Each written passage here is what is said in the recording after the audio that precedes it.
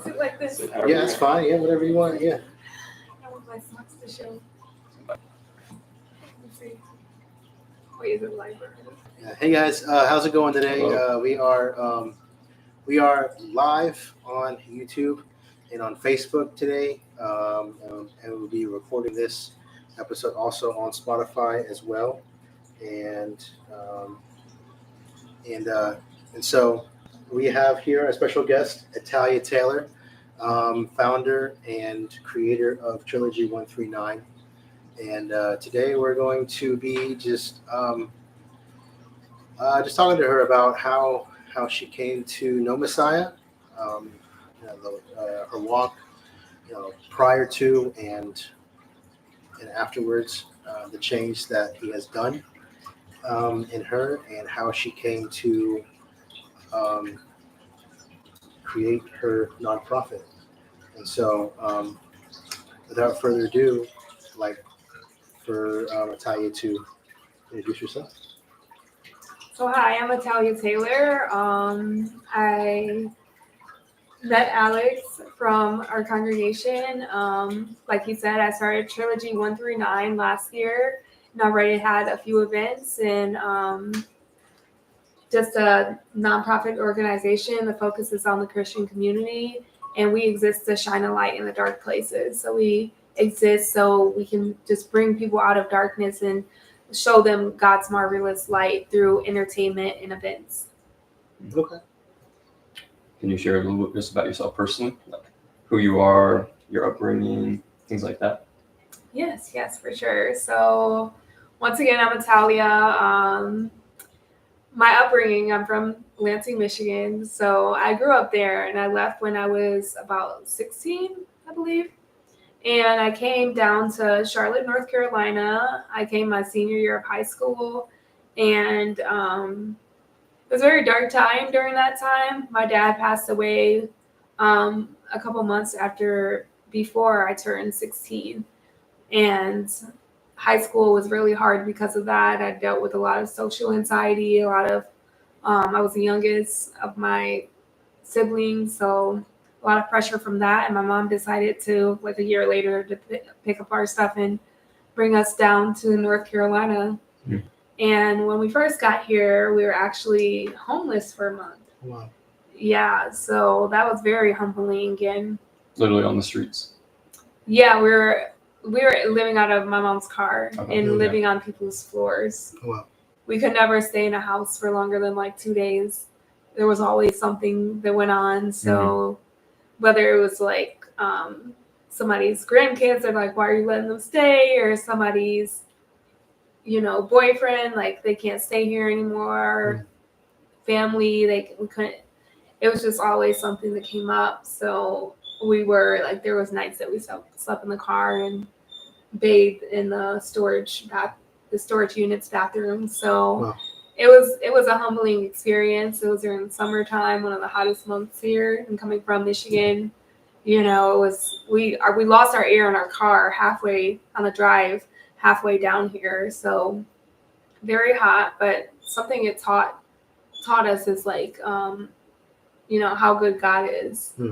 And so that's one of the reasons why I started going to the church I went to before, is just because God's goodness and how he worked through an individual that just let us keep our drink. She let us hold our drink, and she, we always shared. We got a big drink from the gas station. We shared it, all three of us. And yeah, it was a humbling experience, but God definitely was in it. But after that, we got into a house. It was a blessing. And, I went through high school, and I was always like the youngest, kind of like the goody two shoes of the family, Trying to hold them up. Yeah. But then like college came, and I started like exploring different things and like found my freedom, I guess, which wasn't really freedom. It's actually, looking back at it, it actually kept me bound in sin. And so, I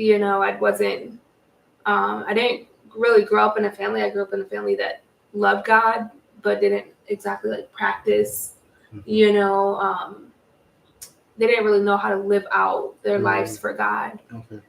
So they had a heart for God, but actually putting it into practice wasn't as much of a thing. So I had to learn a lot on my own. And because of that, when through college, I just made a lot of mistakes, and that carried over. That carried over into like my first marriage, and it was not a great situation. I got married way too fast, made a really bad decision, and I was married for 2 years before we got divorced. And it was kind of a messy divorce, and it was just after that I just came to the like realization that patterns kept on happening, and I'm just like okay, God, who's the common denominator here? You know, there's a point where God allows you to, you know, be in your sin because we have that free will. But there's a point where you just get tired. And Yes, you're just, yeah, and you're just like, okay, you're at your wit's end, and you're just like, what am I supposed to do? Like everything in my life at that point, this was after college. I had a full-time job. I was moving into my townhome that I'm in now. It's like mid-20s. This was actually probably like a couple years ago. I'm 32 now, so this was like right when I turned like 30, around that age, probably like a little bit after. And I came to the realization, I'm like, everything's going right with my life and my choices, and like relationships are not the best, you know. I can't get this right, God. I don't know what to do. And, you know, that was the moment that I'm like, I can't lean on my own understanding in this. Yeah, I found that there's always a breaking point to everybody's life when we realize that we can't do it on our own, and there's no place to look but up, you know. And so, rock bottom. You know, that was a couple years ago for me, you know. And you know, and I know, you know, like you have some pretty rough experiences yourself. Even similar to 2 years married. Yep, that's how it lasted too. Yeah. So, but yeah, please continue. But yeah, I mean, I'm thankful for those moments at the same time, even though, you know, sometimes the deeper the scars, the more testimony you can share, you know. Yeah. And the bigger the testimony, I would say, not trying to discount somebody who hasn't been through any major trauma, you know, they have a testimony as well. But when you can see where God brought you from, especially if we're all kind of like working towards the same thing, right? But some of us starts right here, and some of us starts all the way back there, you know. And if we're both like, you know, we're never gonna be there until Jesus, you know, comes back. But you know, if we're both in this area right now, it just like that person came from back there. It just shows you how far God has gotten them through. And that's kind of like what I see my story as. And just see as like, I'm just so thankful. And, you know, back to what I was saying, when I like literally surrendered everything to him, that's when I saw the biggest change in my life. It's just something that like, I would literally talk to him like I'm talking to you. I'm like, God, I can't do this anymore. Like, yo, like, what am I doing? Like, I talked to him almost like a friend. Yeah. I was just so frustrated. I was like, why? Yeah. I was like, why am I making these decisions? Like, why can I learn from this? Why can I go to school and get like a 4.0? Why can I get all A's, but I can't figure out how to be in a healthy relationship, you know? And God answered me through Facebook. It was a Facebook ad, and I literally am a person who ignores those. I think they're all kind of scams, but this one really spoke to me. It was about like relationships, heart healing, and like, you know, healing from the inside out. And it was Christian based program, and it's kind of funny. It's called Last Year Single, but and But what I learned from that program, I ended up signing up for it because God confirmed it for me through like numbers. I'm a big number person, went to school for accounting. So he knows how to speak to me. And he definitely spoke to me through numbers, through actually John 10:10. It talks about the thief comes to steal, kill, and destroy, but I've come to give life and abundance, so. Yeah, he's good at like that. He knows how to communicate with us in a way that is specific for us. Exactly. And that's exactly what he did for me. And that program changed my life. Oh. It literally changed my life. It really, I start to see things how I never have seen them before. I confess things to like women that I barely knew, things that like I never told anybody in my adult life from my childhood. And so it's interesting how that came to right after you met that rock bottom where you had to cry out to him, call out to him, and then he brought you to the very thing that was the answer or answers to the biggest problems in your life, which were the relationships. Yes. That's how he works. Yes, that's exactly how he works. He's just waiting for you to come back to him like the prodigal, child, like, the prodigal son. He's just like waiting for you to really, his arms are open, and it's amazing how that works. And that just really changed my life. And after that, I just like, I rededicated, like I got baptized again. I'm like, this is the year that I'm like, for sure, like completely surrendered to you. I can't go back. Like I cannot go back. I'm going to highlight something that's coming to me about the interesting fact of how he brought that message to you. It came through something that you would normally ignore, you would normally resist. So to me, what that shows is the faith that you were walking at that point, because, it takes faith in the moment to see an ad that you would normally resist, normally not even care about. You feel the leading of the Holy Spirit, to push into it, to read it, to look at it, and then not only to actually look at it, but then to go with it as you feel led. So to me, that just highlights the faith that you were walking in at that time. Oh yeah, and it was literally like, I love that you're saying that. I would argue it differently, because he did have to almost, it wasn't just like, okay, God, oh, I see it. This is exactly what I need. I'm going for it. No, he had to. I'm telling you, it was on 10/10, October 10th, when this happened. And I remember my coworker, I guess it was 10:10 a.m. And I wrote her a message on like Teams, and she's like, you wrote me on 10:10 at 10:10. And I'm like, what? Really? I'm like, that's so weird. Like, and I wouldn't have seen that because I sent her an email, and that she wrote me a message back, and she's like, this is what you did. And then I'm like, wow, I actually did write her that. I went, okay. And I kind of brushed it off after that. That same night, the program, it had like a free 3-day trial or whatnot. And that same night, the leader of the program, she said 10:10 3 times. And John 10, it literally became my verse of that next year. I had prophetic dreams about like a thief coming into my house. After that, like as I was going through the program, a little bit after, through the bulk of the program. And like as the dreams went on, and it was like months apart.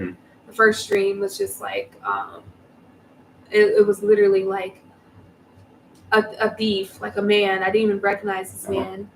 I opened my door, and he was actually about to come in, but I screamed, like I yelled out to my neighbors next door, and I saw 3 children. At the time, they only had 2 children. They had 2 girls, and I saw 2 girls at their, basically on the balcony, and a little boy. And I was telling him, tell your dad, tell your mom to come here, like I'm like need help. And then they told, my neighbors, and he ended up saving me. My neighbor, like a few months, maybe like a few weeks after that, she was pregnant with a boy. Oh, wow. So, confirmation. Yeah. Yeah. And what that all shows to me is it's God showing that it wasn't just coincidence or timing. Because a lot of people could look at the story, because I know when God works, he does it in a way that proves himself without the ability for people to refute it. And so like what it shows is not just, a coincidence of you're in accounting, so you look at numbers, so you were looking at the numbers, and that just led you to something. But now God's showing he led you specifically through that, but then he confirmed it through dreams that proved itself in reality. Yeah. So people, because I know some people could be like, oh, well, even dreams, you think of something in life, and then you have dreams as a result of it. But the fact that he grounded it in reality, where he's showing you something ahead of time, you can't make that part up. Right. Yes. That's so good, and that's exactly how it happened. And I remember around that time, it's either before or after, like I almost like slipped back into the thing that I was literally in the program to run from, Mhm. but I didn't, at least fully. And I think after that is when I had that dream, and that's when the enemy almost came in, and like I knew exactly like this is around the time like I wrote down my dreams, and as God was interpreting it to me, praying to Him, He was telling me that like kind of just to resist that enemy. He really comes to steal, kill, and destroy, but I have something greater for you. And it's just like things start happening. Like I met with this girl from my church at the time. She was just speaking over me. She's like, all the relationships that you had or whatnot. Even I think I never told her I was married. She was like, you were married, right? And I'm like, yeah. Like, what? How do you know? And she's like, yeah, that was all the like enemy's plan to keep you from like what God is going to give you, and your future husband's going to do something great for the kingdom. And so like I could see how the enemy like was trying to break in. He was trying to use that to still kill and destroy, to keep me from what God had for me. So I'm still holding on to that promise to this day. And I know, like you said, like God's gonna like prove Himself, and I fully believe in that. Wow, Amen. wow, that's great. Yeah. Let me get A lot to unravel there. Yeah. my phone real quick here. So yeah, continue on with the story. Yeah. So I say like, just like after that, it's kind of where I'm at really today. I'm just like I ended up going through the whole program, and it really just cleansed my heart. Like that program it was called like the heart work that we were doing. So we had to like unpack boxes basically that we like packed away for a long time from childhood traumas and everything. Like I really loved it because it was a faith-based program, but it also like the leader of the program had a degree in psychology or something like that. So she also like it was very like freeing mentally as well. There was a professionalism to it. Yeah, exactly. And God, He really just opened my eyes, and He taught me things that I never knew before. Wow, that's crazy. So, excuse me, I'm breathing in too much oxygen here. I don't know, you telling your testimony here and how God has worked you, and so how leading up to Trilogy 1 through 9. So in your walk, when does that come into play? How does God give you that idea, that inspiration, that desire to do something for the kingdom, do something for the community around you, around us, around whatever and what's the purpose behind it? Great question. So this actually all ties into like the story I just told you guys, my testimony. So Trilogy, back up. My mom, she's always worked in the event industry. She's always basically her business. If you need like servers or bartenders, like she's always she has a business that provides that. And so I've always worked for her. I've been in lots of different venues. I love myself hosting events. My birthdays, when I have a birthday, I'm that person that goes above and beyond, and I'm almost like a bridezilla, but for birthdays, my own birthdays, and it's just like I get a vision in my head. Yeah. I literally had one time I had a dinner, a picnic and a movie night in my backyard, and I actually bought a blow up movie screen. Oh, that's hilarious. Yeah, and that's like hilarious. I had a whole theme and everything. It was really nice actually. And so I've always been one that like loved hosting events. I love putting things together in that way. I never wanted to be like an event planner. I know that's not my calling, but it's just something that I've always loved doing, and I'm like, I would really love to like own a venue, or maybe rent it out for weddings. But I just couldn't bring myself to do something like that, because kind of like that itch like on your back you can't scratch, like it's there, you're kind of going around it, but you're not scratching it, it's not giving relief.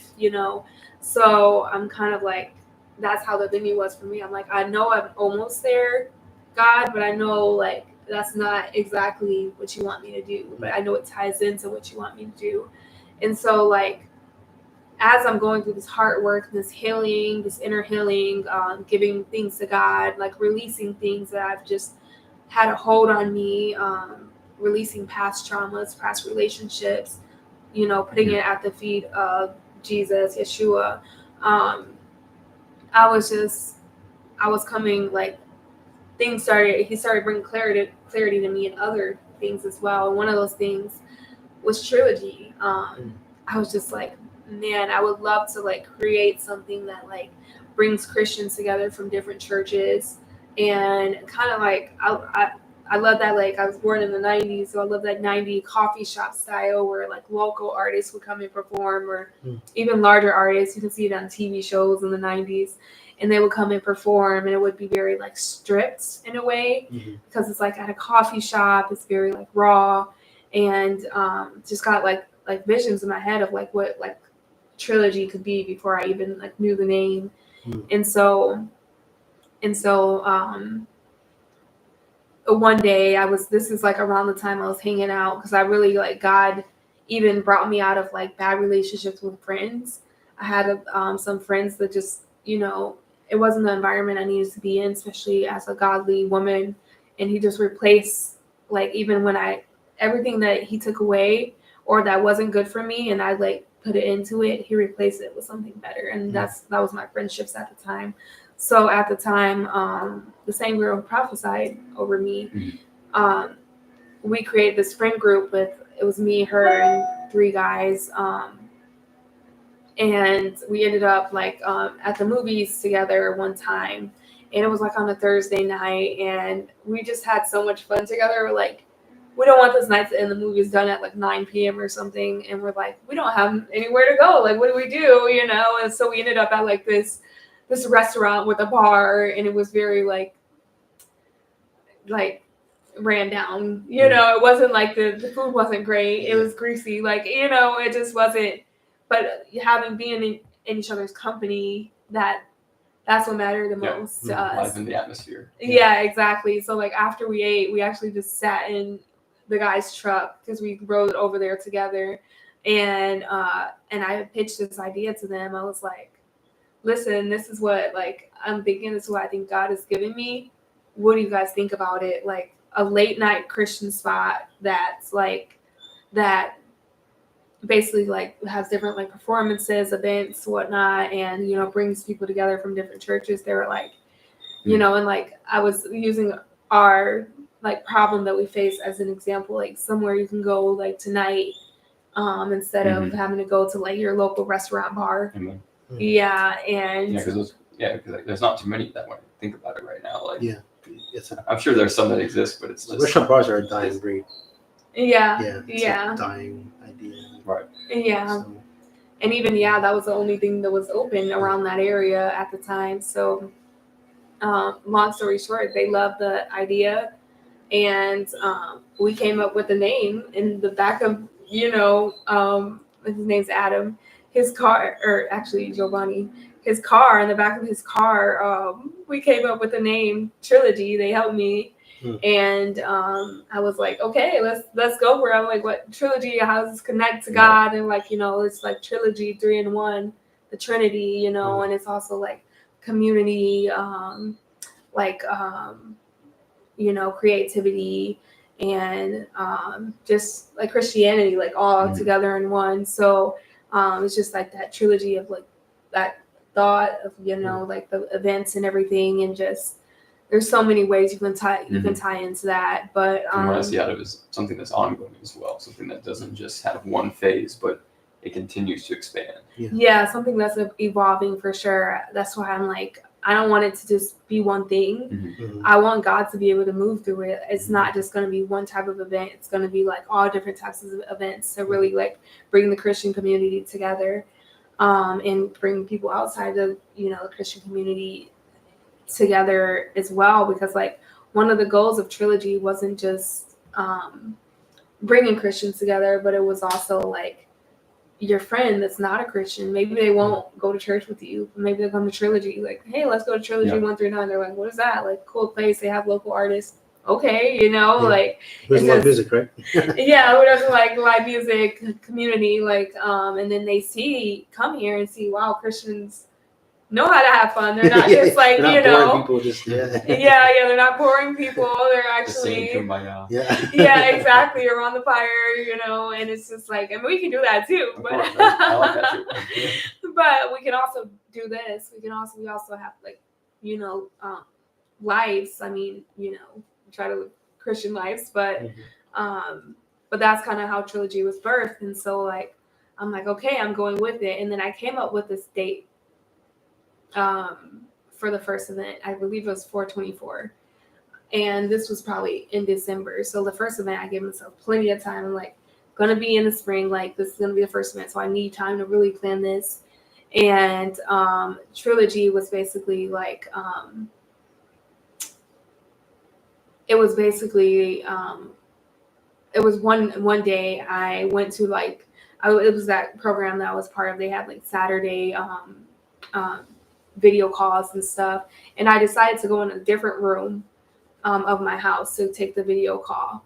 And basically what had happened was like the woman, and let me back up a little bit, I'm sorry guys. So because I think I have to tell you this before I tell you this, and it's so amazing how God works, but like Trilogy, the 139 comes from, because I was like, God, I don't want this to just be like a trilogy, like a worldly like name. I want to take a scripture and like whatever you want to give to me, I'm going to take it, and add it to the name. And so like, I'm just going to open my Bible, whatever it lands on, it's yours, It landed on Psalms 139. And I love that song. Yeah, it just talks about how like where I can't go anywhere, like even when I'm in the depths of Sheol, you'll find me there. You're there, Lord. And Trilogy is based off of specifically like we exist to shine a light in the dark places, off of Psalms 139, 11 through 12, when it talks about the darkness is as light to you. If I say surely the darkness will cover me, so like you can never, like Trilogy is there to show you can never be so dark. You can't come to his marvelous light because of darkness. He made both of them, like he made, he's in control of it all. So like, there's nowhere you can go that he can't find you. So that's what Trilogy is, like the foundation of Trilogy. And so fast forward, this was like, I was with my friends on Thursday. I picked the date on Friday, just a random date. I was like, I'm just going to plug it in for now. I'm going to use this as like a, Saturday was the call with the woman, and the leader of the program. And she was talking about what she was talking about during that time was light. And she was like, basically like, oh, I just bought some blackout curtains. And, the thing about these blackout curtains I bought, it was so dark, even during the day, I could not see my hand in front of me or whatnot. And she said, but like what I realized that like when you open it just a little bit, even a little glimpse of the light can illuminate a whole room. And right when she said that, I looked over at like a box, and literally the number on the box said 424. Wow. And I'm like, okay, God, I'm having it. I'm having the first event on this day. And that event, I ended up having it. God really brought me the local artists. I had a comedian, a Christian comedian, Christian rapper, a Christian singer. I had a Christian DJ. We had mocktails, and yeah, like God really helped me bring that together. I probably sold a week before the event. It was like I probably sold only like less than 20 tickets, and I put a max about like 65 on there. And I'm like, God, if it doesn't sell out, I'm gonna give the same show to like 20 people as I would to if it sold out. the last week I ended up selling I almost sold out. I ended up selling 30, 40 more tickets. So at the end of it almost sold out the first event. And I had to charge for it because I had to pay for it. So it's it wasn't something that was just free, and God just really came through on it and got so much good feedback from that event. So yeah, that's how Trilogy was birthed, and that's what Trilogy is all about, just shining a light in the dark places, showing you don't have to go to the club, you don't have to do these things. You can come here and have fun, meet new people, meet Christians. It doesn't necessarily go to your place of worship, your church, and just meet new people. That's awesome. Wow. So when was that specifically? The beginning, the first day? You said 4/24. What year was that? Yes, that was if I'm not mistaken, I think it was 4/24 last year. 24. Okay. Yeah, okay. 4/24/24. Okay. It was somewhere around the end of April. It might have been a different day, but it was 4/20 something. Mm-hmm. But yeah, for sure. That was the first event. And then I had my second event back in January. I'm planning to have another event soon here in July. So it was a Christian entertainment night, and that's what I'm having now. But I'm planning on having more events, maybe a pop-up shop, a pop-up market with all Christian vendors, and then for people to come and just pick out things and have hopefully the radio station out and stuff. So that's what I mean when I say Trilogy isn't just one thing. It's multiple things. I want to have a gala, so for people to come, whether you're in a relationship, married, you can come with your wife and dress up, or whether you're a single person, you can come and just dress up and just have fun and play all Christian music and everything. And so there's Trilogy has some stuff coming that you definitely don't want to miss. You already have this for July 19th. You already have everything secured. You know what that's going to be right now. Yes, God willing. So share it with our viewers so they'll at least be able to be aware of where to go, what to do, all of that. Yes, God willing. I have my eye on this coffee shop in Concord. I won't say the name yet because I haven't sealed the deal yet, but it's supposed to be July 19th, which is a Saturday evening. The events are always, so far they've been from 7 to 10. The first event, the first hour is networking, fun. This place actually serves late night coffee, so that's really cool. And the middle, from 8 to 9, we'll have live performances. This time we're gonna have a rapper, and then I have some people coming from Raleigh. They have a Christian group, and they have a singer and a rapper with theirs.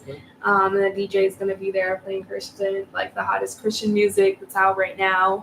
And yeah, it's just such a good time. I've had so much good feedback. Trilogy 139. I have an Instagram. You can go and look at some of the videos and see, how the people look, the smiling faces and stuff. It really is, and you just feel so safe. You're not out there getting drunk. You're not out there and that drink whatever. There's not anything wrong with that, but you don't just showing you can go to other places, especially as a Christian. You can go to a place like this and feel safe. Feel okay, I can do this. I can have fun, and I don't have to do these things in order to have fun. Fun without temptations. Yeah. There you go. Yeah. Yes. That's true. And so whenever we do get the more actual details about the event, we'll share it with you guys too. Yes. By the way, we are in Charlotte, North Carolina currently. So Concord is about 30 minutes north of Charlotte. So if you're in the Charlotte area, or if you want to stop by, feel free to go on Instagram, Trilogy 139. Look at the info. I'm sure she's going to post everything there. We will be sure to post information too as it comes out. And I know we're getting close on time, but is for any words of encouragement for young women, or even men for that matter, who are going through a struggle or are going through a similar struggle that you might be going through, that they don't know how to go about it, or or someone who isn't sure if God can help them. What is some um, advice, some words of encouragement that you can give to anyone who would listen or watch later on? I would say, like, just God is always there. God is always present. And throughout my life, there was some choices that I made, and I look back and I'm like, how did I live? Especially understanding, like, the amount of, like, human trafficking going on, the amount of, like, just, like, evil that's in this world, and knowing that I made so many decisions under the influence, that could have killed me, that could have led me, somewhere far away from, where I started. Just seeing how good God was and seeing how God preserved me for a time like this. God is always there. God is always working in your life. God is waiting for you. He is waiting for you to just surrender it to Him. And I'm a living testimony of that. Like, honestly, it seems so simple, yet, like, the more you do this instead of this, the more your those chains are just gonna be, like, holding you back from where God wants you to be. And don't be afraid to say no. You don't have to live your life to please others. The only one that you have to live your life for is to please God. That's And it. everything will fall into place after that. That's it. Yeah. I mean, Yeah. You got anything else, Garrett? as far just because a lot of people right now, I think this would be good to finish. A lot of people struggle with relationships. You mentioned that was one of your big things. Is there anything that you can share with the viewers that kind of what you've learned out of it that would just be a good nugget for them to leave with? Oh yeah, I say, like, the biggest thing for me is, like, a Christian relationship. You might look at it and you might think it's, like, boring, but it's not. Like, do things God's way. And what that means, because I've always heard that all my life, and nobody really explained that to me. The way that was explained to me in the program, and you don't have to. This is not a recipe for everyone. Like, this is not the rule book, but it's something that helped me in my walk, helped me learn how to, like, really navigate the relationships in a world full of online dating and just people scared to approach people after COVID. Like, so um, so level one is community. That's, like, what we have right now. Community, completely platonic, can be with friends. Level two is basically, like, dating, and dating does not have to look like I'm your girlfriend, I'm your boyfriend. It's like, it can just look like what you do. That can be a platonic thing, that you can go on not a date with him, but you can go out to eat with him and get to know him more, because, like, you want to get to know him as a friend. And that's how you should approach anybody that you're about to date. Get to know them first as a friend. Once you go through a couple, like, dates, once you start, like, don't base it all on looks, base it on their heart, because that's what God bases it on, is our heart. Once you see that, and once you can feel their heart, once you're praying about it. Level three, exclusivity. That's when okay, I'm only gonna focus on you. You're only gonna focus on me. And then that's especially the time that you have to, like, go through, like, the premarital counseling. Go get your friends involved. Bring them around your friends. Bring you around their friends or whatever. So And then accountability. Accountability is very important. Get accountability partners. You two don't hang out late. If you know you're gonna be tempted, don't put yourself in a situation where you'll be tempted. And then, as the relationship's going on, meet each other's parents. And then, after that is engagement, and make sure, if you're not going through your premarital counseling, a solid premarital counseling, do your research. Make sure that you go through it before you say I do, because there's so many things that we're blinded by when we're, like, in the physical, like, just seeing people that, like, we're attracted to. Don't be led by your feelings. Be led by the Spirit, and use wisdom and discernment. And go through that. Premarital counseling is so important. Every couple successfully married that I know either says the premarital counseling is one of the reasons why my marriage is successful, or I still go through premarital counseling, or not premarital, or like marriage counseling, and it helps our marriage. Like I do it every year.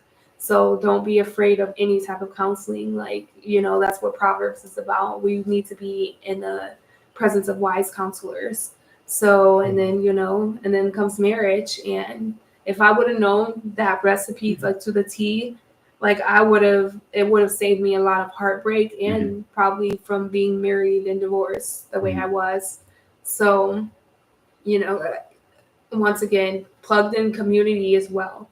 And that's why Trilogy exists. So you can get plugged into a solid community because, like he said, you need someone. You need people to hold you accountable. Discipleship is another big thing as well. If your church doesn't have discipleship, look for something like a program that has solid discipleship so you can, learn the word, so you can know what you can see your identity in God, and get that from God, not from the world. Okay. Yeah, so just to summarize kind of what you're saying, what I hear you saying is essentially when it comes to dating relationships, don't rush anything, get to know the person first, see if there's actually something there beyond the physical, beyond the infatuation, beyond the rush of emotions that can come whenever you start to meet someone, and slowly and steadily take it from there, and then begin to bring other people involved so that they can also vet the person and vet you and see what's going on. Yes. So that it will be approved by a multitude of witnesses. Yes. And to let, of course, at the end of the day, God be the one that approves it all.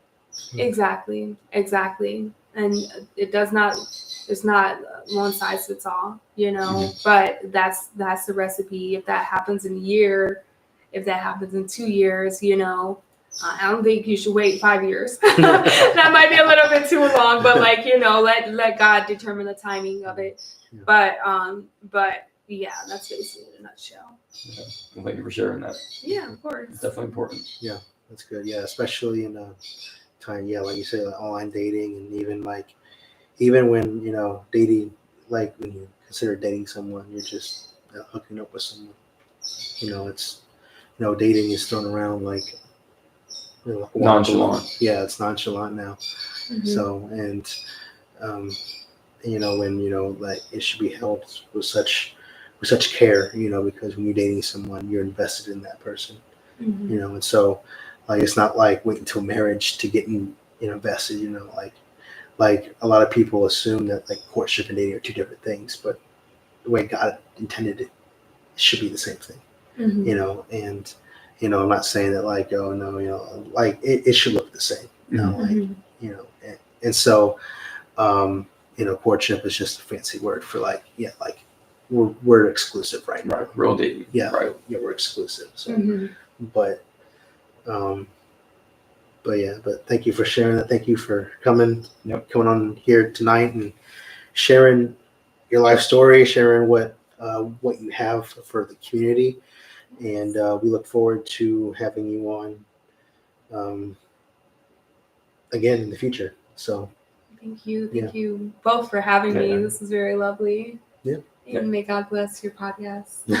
Thank you. Appreciate it. Yeah. So, so mark your calendars, guys. July 19th. We'll give you more information on that when it comes. Yep. And if you will, Garrett, let's go ahead and if you want to close this out. Yeah, sure. Yeah. Let's finish with some prayer real quick.